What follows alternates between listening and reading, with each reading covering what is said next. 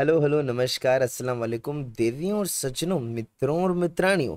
आज के इस वीडियो में हम लोग स्टार्ट कर रहे हैं नर्वस सिस्टम सेम्बुलिंगम से, जो हम कंटिन्यू कर रहे हैं। तो सेम्बुलिंगम की जो हमारी सीरीज़ है, जिसके अंदर हम लोग आज पढ़ेंगे इंट्रोडक्शन टू नर्वस सिस्टम। यहाँ पर हमारे पास कई सारे चैप्टर्स हैं जो हम अलग अलग छोटी छोटी प्यारे प्यारे वीडियोज़ में कवर करेंगे।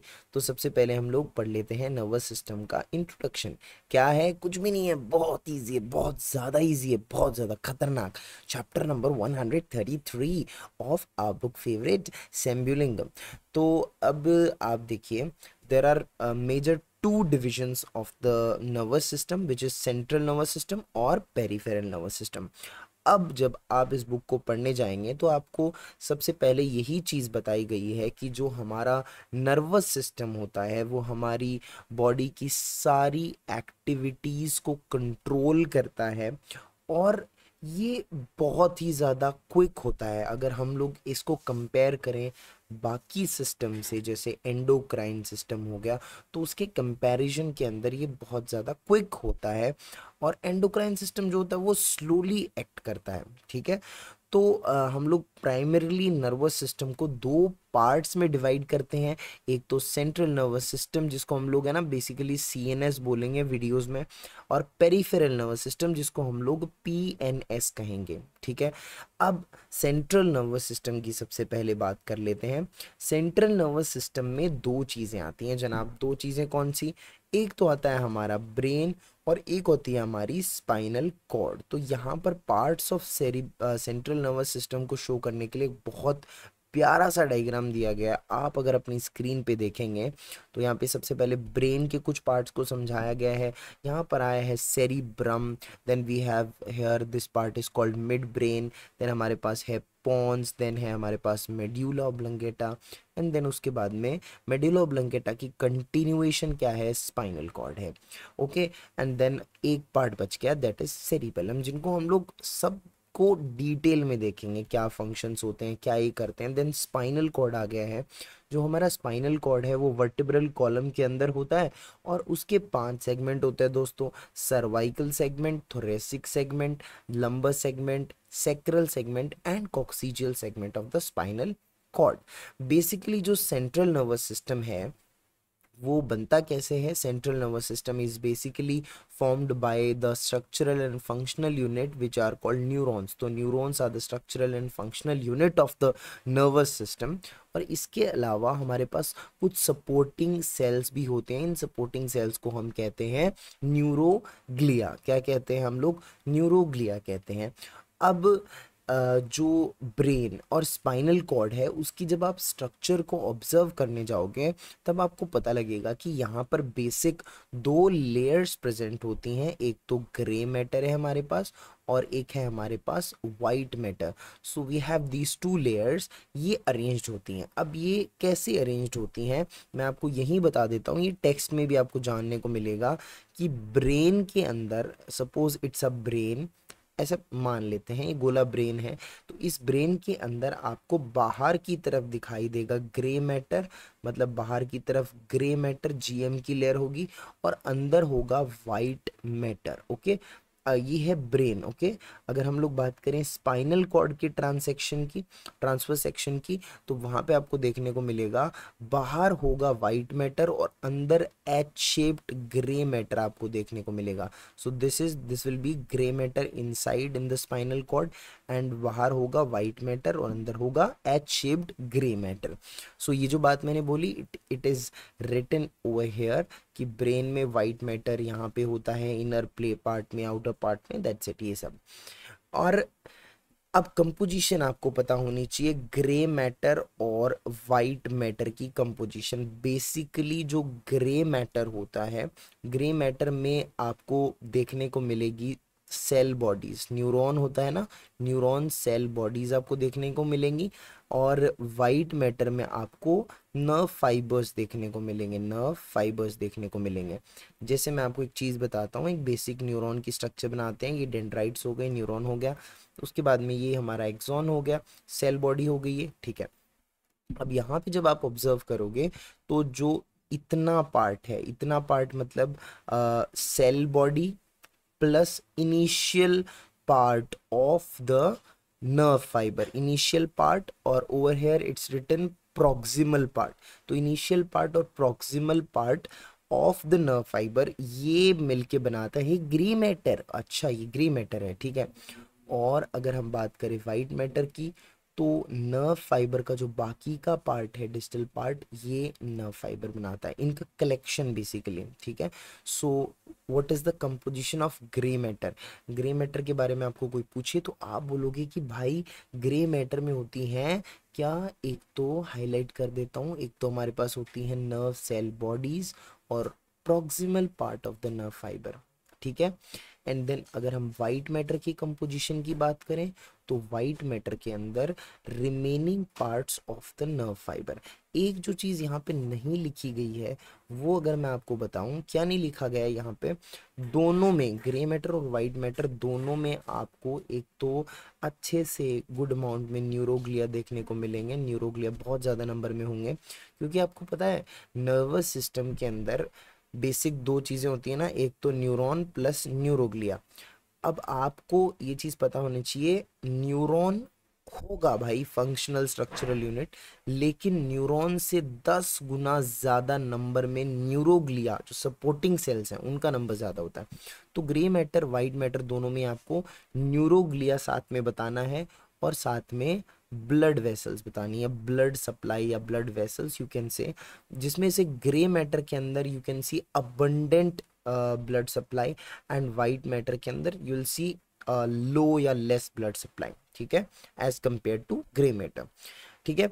उसके बाद में ये ब्रेन कहाँ सिचुएटेड होता है? ये ब्रेन स्कल में होता है ना, स्कल में इसको बोनी कवरिंग होती है बाहर से, ठीक है, तो जिसके बारे में डिस्कस करेंगे, एनाटमी का पार्ट हो जाता है, but brain is situated in the skull, ठीक है, और it is continued as spinal cord in the vertebral column through the foramen magnum. देखो जो हमारा स्कल होता है ना, उसमें ब्रेन रखा हुआ होता है, और स्कल से बाहर जब ब्रेन नीचे, जैसे मेडुला ऑब्लंगेटा है जो हमारा, ये जब कंटिन्यू करता है as spinal cord, let me show you, यहाँ पर एक बोनी कैविटी, कैविटी नहीं बोलेंगे हम लोग, बोनी पैसेज बोलेंगे, ठीक है। तो यहाँ पे फोरामेन होता है, छेद होता है, फोरामेन मैग्नम हमारे स्कल में, ठीक है, नीचे की साइड फोरामेन मैग्नम होता है। तो फोरामेन मैग्नम से आगे स्पाइनल कॉर्ड फिर वर्टिब्रल कॉलम में चली जाती है, यहाँ पे तो पूरे में वर्टिब्रल कॉलम होता है बाहर, ठीक है। तो brain is situated in school, and brain की कंटिन्यूशन है स्पाइनल कॉर्ड जो कि वर्टिब्रल कॉलम के अंदर होती है, और वो थ्रू द फोरामेन मैग्नम बाहर निकल जाती है, ठीक है। ब्रेन और spinal cord are surrounded by 3 layers. ये जो प्रोटेक्टिंग कवरिंग्स हैं, ये लेयर्स हैं, इनको हम कहते हैं मेनिंजेस। क्या कहते हैं हम इनको? We call them meninges. और ये मेनिंजेस हमारे पास 3 हैं, जैसा कि आपको पता है, सबसे बाहर ड्यूरा मैटर, फिर एरिकनॉइड मैटर, और सबसे अंदर पाया matter. So you can easily सी, सबसे पहले ड्यूरा मैटर हो गया, या आउटर साइड की बात कर रहे हैं, फिर एरिकनॉइड मैटर, फिर पाया मैटर। और यहाँ पे I would love to add on something, ये जो स्पेस है present between the this arachnoid matter and pia matter, this is called subarachnoid space, subarachnoid space, this is called subarachnoid space. और ये जो सब एरिकनॉइड space होता है, इसके अंदर सेरिब्रोस्पाइनल फ्लूइड भरा हुआ होता है, which has been written here in this paragraph, ठीक है। उसके बाद हम लोग बढ़ते हैं classification of brain. This is very important, you have to remember it anyhow. Brain को हम लोग कैसे डिवाइड करते हैं? देखो, ब्रेन के 3 बेसिक पार्ट्स होते हैं। कौन से 3 पार्ट्स होते हैं? एक तो होता है प्रोसेंसेफेलॉन, एक होता है मेसेंसेफेलॉन, एक होता है रोम्बेंसेफेलॉन। प्रोसेंसेफेलॉन को हम लोग क्या भी कहते हैं? फोर ब्रेन भी कहते हैं। Mesencephalon also known as midbrain, rhombencephalon hindbrain. अब ये अच्छे से देखो, प्रोसेंसेफेलॉन के 2 पार्ट्स, एक टेलेंसेफेलॉन और एक डायनसेफेलॉन। टी और एक डायन है, साली डायन। फिर उसके बाद में एक हिंड ब्रेन में 2 पार्ट्स होते हैं, मेटेंसेफेलॉन और एक माइलेंसेफेलॉन, ठीक है। माइलेंसेफेलॉन। माइलेंसेफेलॉन इंक्लूड्स मेडुला ऑब्लंगेटा, और मेटेंसेफेलॉन में पॉन्स और सेरिबेलम पार्ट्स आ जाते हैं। और डायनसेफेलॉन के 4 पार्ट्स होते हैं, thalamus, hypothalamus, subthalamus, metathalamus. And telencephalon के अंदर हमारे पास यहाँ भी 4 पार्ट्स हैं। कौन कौन से 4 पार्ट्स हैं? Cerebral hemispheres, basal ganglia, hippocampus and amygdaloid nucleus. ठीक है, तो this this is the way जिससे हम लोग डिवाइड करते हैं ब्रेन को, इस तरीके से। ठीक है, तो ये क्लासिफिकेशन आपको याद होना चाहिए। बहुत बार टीचर ये वाइवा में पूछते हैं कि tell me the divisions of brain, ठीक है, in detail.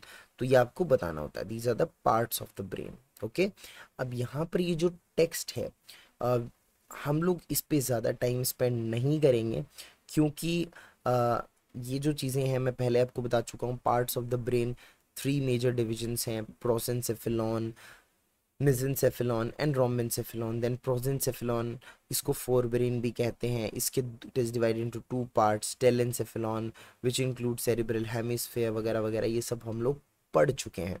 मेसेंसेफेलॉन, midbrain, rhombencephalon, that's it, यही हम लोग देख चुके हैं। ठीक है, यहाँ पे एक जो एक्स्ट्रा पॉइंट आया है, that is midbrain, pons और मेडुला ऑब्लंगेटा। इन तीनों को मिला करके हम लोग क्या कहते हैं? ब्रेन स्टेम कहते हैं, which is very important thing. पूछ लेते हैं ब्रेन स्टेम के कंपोनेंट्स बताओ आप, तो ब्रेन स्टेम के कंपोनेंट्स आपको पता होने चाहिए। ठीक है, उसके बाद आ जाते हैं पेरिफेरल नर्वस सिस्टम पे। देखो, पेरिफेरल नर्वस सिस्टम जो होता है, अब हमने बेसिक ये चार्ट देखो पहले, सबसे पहले ये तो बेसिक नॉलेज से हमें पता है भाई कि नर्वस सिस्टम के 2 पार्ट्स हो गए, सेंट्रल और पेरिफेरल नर्वस सिस्टम। ठीक है, 2 पार्ट्स हो गए, डन, समझ गए। फिर उसके बाद में सेंट्रल नर्वस सिस्टम के 2 पार्ट्स, ब्रेन और स्पाइनल कॉर्ड, ब्रेन के डिविजन्स हमने पढ़ ही लिए। फिर उसके बाद में हम आते हैं पेरिफेरल नर्वस सिस्टम पे। पेरिफेरल नर्वस सिस्टम में एक तो है हमारे पास एएनएस यानी ऑटोनॉमिक नर्वस सिस्टम, एक है हमारे पास somatic nervous system. Autonomic nervous system की बात करें तो इसके 2 डिविजन है, सिंपैथेटिक डिवीजन और पैरासिम्पैथेटिक डिवीजन।